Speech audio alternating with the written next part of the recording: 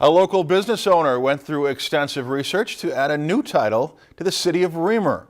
On this week's Community Spotlight, our Chelsea Brown tells us it's a title that has some pretty big shoes to fill. Along the town of Reamer, Minnesota, you'll find large silhouettes of the infamously known creature known as Bigfoot, as well as a possible life-size costume of the Sasquatch lurking the streets.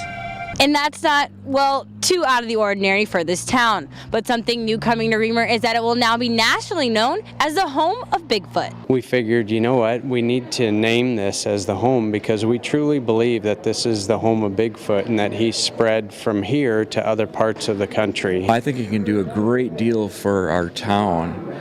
This is all a new thing, and I think that people will come up and visit more. History shares that the stories about Bigfoot in Reamer began to surface around the late 1800s as sightings became more frequent in the area. The thing is with Bigfoot, they really need three things to survive. And we're talking about food, water, and shelter. And Reamer has all of that to offer. There's different places around town. There's Big Sand Lake where Bigfoot was believed to have bathed and is a bathing area.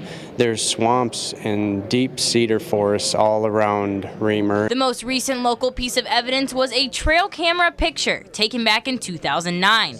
But it's by word of mouth with the stories shared. She saw something brown humped over. She slowed her car, fearing it was a deer. When it stood up and walked on two legs into the woods, creature matched other descriptions exactly.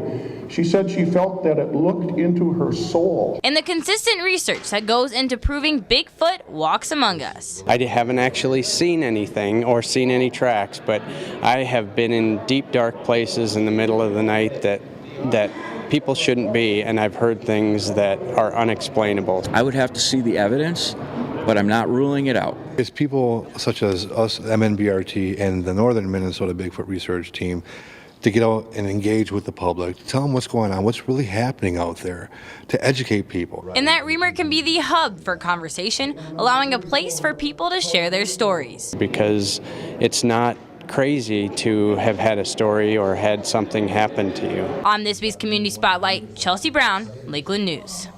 If you've enjoyed this segment of Lakeland News, please consider making a tax-deductible contribution to Lakeland Public Television.